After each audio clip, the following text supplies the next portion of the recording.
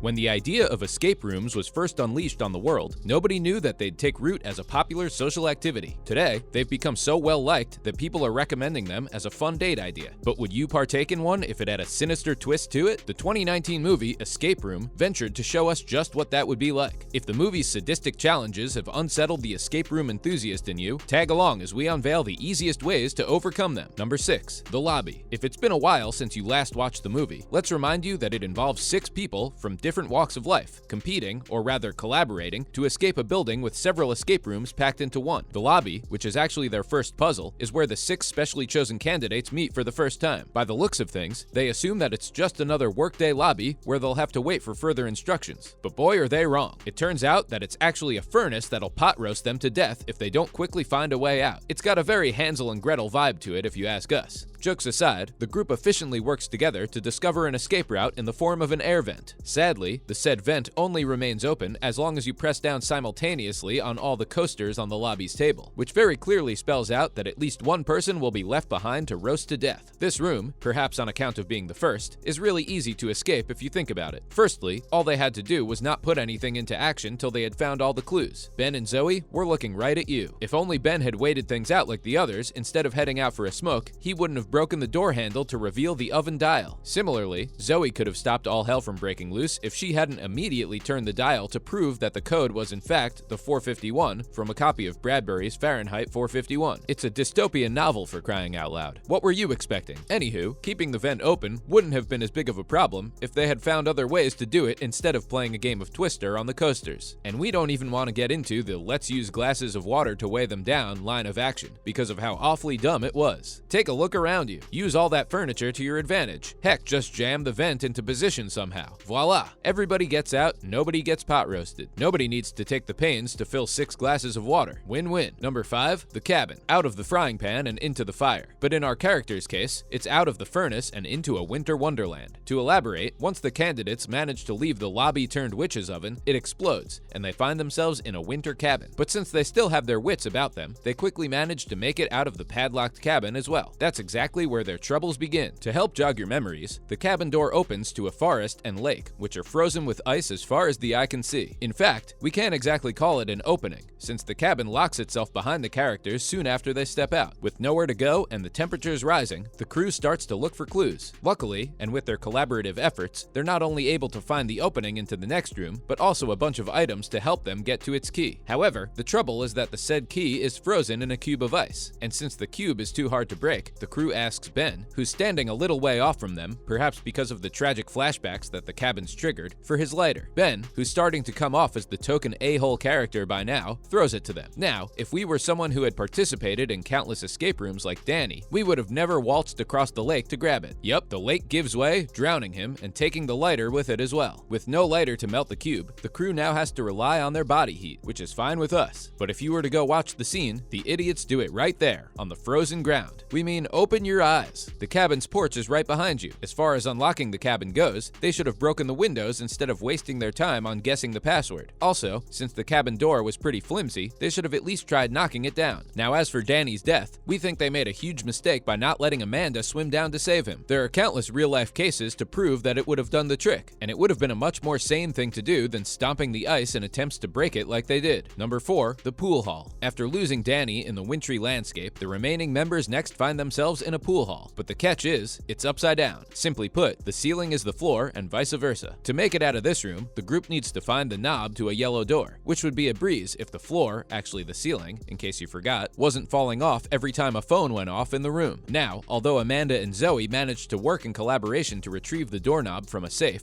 Amanda makes the mistake of forgetting that the real floor, unlike the ceiling, is intact. To make it simple for you to understand, instead of swinging from one end of the room to the other using the pool table like monkey bars, she could have just climbed on top of it and then jumped off at the door's end of the room. Or alternatively, she could have used the edges that line the whole room to get to the other end, something that the other group members had been doing all along. It's weird how she didn't catch on to it. If she had been a little more present-minded, she wouldn't have fallen to her death. Anyway, that's 2 participants down and 4 more to go. Number 3. The hospital. While we'd rate the last 2 rooms highly on a scale of difficulty, this room was quite easy just like the first one. Basically, the members are now in a hospital room, which if they don't leave in under 5 minutes, minutes will engulf them in a poisonous gas. Here's 2 reasons why that's not that big of a problem. For one, the cylinders can be covered to slow down, if not outright halt, the release of the gas. And before you ask, yes, there's plenty of stuff in the room to go about this plan of action. For instance, the bed sheets. The said plan would have given the members more time to figure out that the ECG needed a slower heart rate to work, and not higher as they had first believed. Secondly, there are gas masks at the members' disposal. How did they still manage to lose Mike? Well, now that we think about it, they had already lost 2 members to the escape room, and nobody can be expected to keep their heads on after something like that. Even if somebody had handed them the masks, they still would have managed to mess things up. Anyway, in case you had any doubts about the efficiency of the masks, Zoe later uses one to survive the room after she stops to destroy all the cameras. Poor Mike. He had to go through a more morbid recreation of that one defibrillator scene from the 1997 Mr. Bean movie. For nothing. Number 2, the illusion room. Let us be very clear that there's no way to beat this room. Briefly, the room, which is one big optical illusion, is designed in a way to permit only one member to survive. For those of you who remember, there's only a single antidote injection for the hallucinogenic and additionally poisonous material that Mike and Jason get on their hands. However, the film's ending reveals that going into this room could have been avoided altogether if the members had stayed in the hospital room, which is why Zoe survives. But again, that's expecting way too much from a bunch of frantic people. Number 1, the library. As soon as Ben sinks the antidote into his thigh, he finds himself in a library. But because he's learned nothing from all the previous rooms and deaths, he immediately starts solving a puzzle in the room. Now, we know and find out pretty soon why that was a bad idea. The library walls start closing in on him, threatening to flatten him into a pancake. However, at the final moment, Ben covers himself with a shield and plunges into the fireplace, which, believe it or not, releases him from the game room. Although this was a good call, we've noticed from our research into this final room, he could have avoided being crushed to death by leaning into the bookshelves or spaces that the wall couldn't reach. It's so much safer than jumping into a fireplace. But since thinking things through wasn't something that any of the candidates involved in the game knew how to do, it's nothing short of a miracle that he and Zoe survive. That's a wrap for this video. Would you participate in something like this? And if yes, then how far into the film would you have survived? Let us know in the comments below. Make sure to give this video a thumbs up and subscribe to our channel for more videos like this. See you in the next one.